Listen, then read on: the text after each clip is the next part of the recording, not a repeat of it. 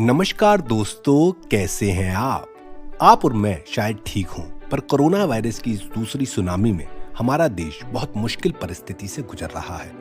बच्चे, जवान और बुजुर्ग सभी उम्र के लोग इसकी चपेट में आ रहे हैं और मुश्किलें ज्यादा इसलिए भी बढ़ गई हैं कि एक साथ इतने मरीज हॉस्पिटलाइज होने की वजह से बेड्स, ऑक्सीजन, मेडिसिन और हेल्थ केयर स्टाफ की बहुत भारी मात्रा में कमी हो रही है। और हाँ दोस्तों, अगर कुछ लोग अभी भी ये कह रहे हैं कि कोरोना वरोना कुछ नहीं है, तो उन परिवार के लोगों से कोरोना का आतंक पूछिए जिसने अपने घर के नवजात शिशु से बिल्कुल यंग फैमिली मेंबर्स और बुजुर्गों को खोया है। दोस्तों, इस देश का नागरिक होने के कारण हमारा ये फर्ज बनता है कि हम इस मुश्किल की घड़ी में अपना छोटा और बड़ा जो भी कंट्रीब्यूशन कर सकते हैं अपने देश के लिए जरूर करें।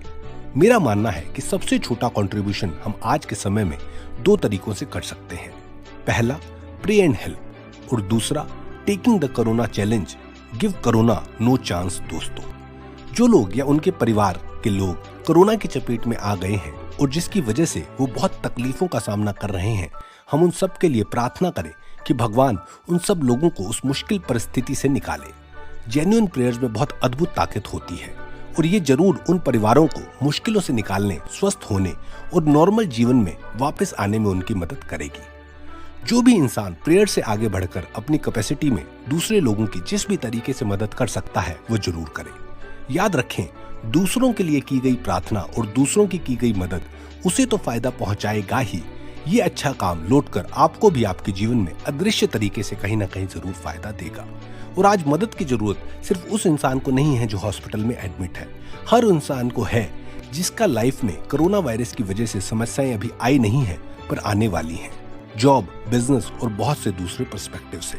पर हाँ, अगर स्वस्थ रहे तो सब समस्याओं का सामना किया जा सकता है। तो पहला कंट्रीब्यूशन दोस्तों आपका और मेरा, प्रे एंड हेल्प। दूसरा कंट्रीब्यूशन हम कर सकते हैं by taking the corona challenge. मुझे और आपको जो अभी तक कोरोना संक्रमण से बचे हुए हैं, ये चैलेंज लेना है कि हम अपने आप को और अपने परिवार के छोटे बड़े सब सदस्यों को कोरोना के संक्रमण होने से बचाएंगे। इसे एक चैलेंज की तरह लेंगे कि कुछ भी हो जाए, हमें कोरोना को अपने घर में नहीं आने देना है। कुछ तरीके मैं शेयर करने जा रहा हूँ, कोई एक्सपर्ट एडवाइस नहीं है, बड़े सिंपल से तरीके हैं जिससे मैंने अभी तक अपने और अपने परिवार को संक्रमण से बचाया हुआ है और उम्मीद करता हूँ कि आगे भी बचा के रखूंगा और आप लोग भी ऐसा कर सकते हैं। पहला point, avoid going outside, if you have to go take measures. दोस्तों, अगर आप एसेंशियल सर्विस में नहीं हैं और ये अफोर्ड कर सकते हैं कि घर पर ही रहा जाए, तो कोरोना चैलेंज पूरा करने में ये स्टेप बहुत कारगर होगा। घर से बाहर ना निकलने से कोरोना होने के चांसेस बहुत कम हो जाते हैं। अगर आप घर पर ही हैं और बाहर से सामान मंगवा रहे हैं तो उस सामान को अंदर लाते हुए कॉशन रखें, बाहरी पैकेजिंग फेंक दे, अपने हाथ साबुन से रेगुलरली धोते रहें। अगर आपको अपने काम के सिलसिले में या इमरजेंसी केस में बाहर जाना पड़ता है तो N95 मास्क या डबल मास्क, मतलब नीचे सर्जिकल मास्क और ऊपर क्लॉथ मास्क का इस्तेमाल करें और अपने हाथों को सैनिटाइज करते रहें, सोशल डिस्टेंसिंग बना के रखें। दूसरा point, restrict entry of all outsiders till the situation normalise. Party वार्टी तो थोड़े समय के लिए छोड़ ही दे, मैं तो कहूंगा अपने परिवार के लोगों के अलावा अभी कुछ समय तक किसी भी और लोगों से मिलना जुलना मत करें, अपने सगे संबंधियों से भी नहीं। अगर पॉसिबल है तो अपने हाउस हेल्प को कुछ समय की छुट्टी दे दे। ध्यान रखें कि उनके लिए काम बहुत जरूरी है, उन्हें छुट्टी तो दे पर उनकी सैलरी इन दिनों की जरूर दे। जब आप आउटसाइडर्स की एंट्री अपने घर में रिस्ट्रिक्ट करते हैं तो इससे बहुत हद तक आप अपने और अपने परिवार को संक्रमित होने के चांसेस को कम कर सकते हैं। कोरोना चैलेंज पूरा करने में ये स्टेप भी बहुत कारगर साबित होगा। तीसरा point, keep yourself healthy, eating right and staying active. अभी का जो समय चल रहा है उसमें अपनी हेल्थ का ओवरऑल ध्यान रखना बहुत जरूरी है। घर पर रहकर भी अपने वर्क फ्रॉम होम या दूसरे शेड्यूल से आप अगर बिजी भी हैं तब भी अपने खाने पीने और बेसिक एक्सरसाइज का ध्यान जरूर रखें। खाना समय पे खाएं और खाने में घर का बना हुआ सादा खाना खाएं। ब्रेकफास्ट, लंच और डिनर में ऐसा खाएं जो आपकी न्यूट्रिशन की नीड्स को पूरा करता हो। ज्यादा नमक, ज्यादा चीनी, ठंडी चीजें, बाहर का खाना अवॉइड करें।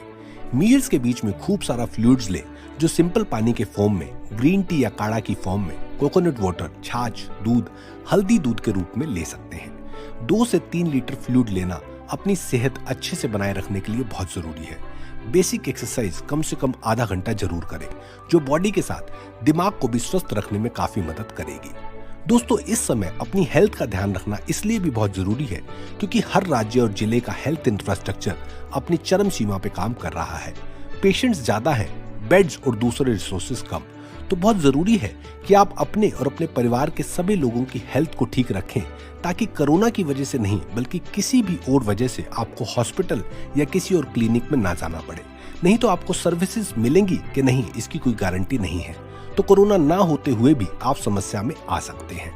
चौथा point, keeping yourself positive by engaging in relaxing activities.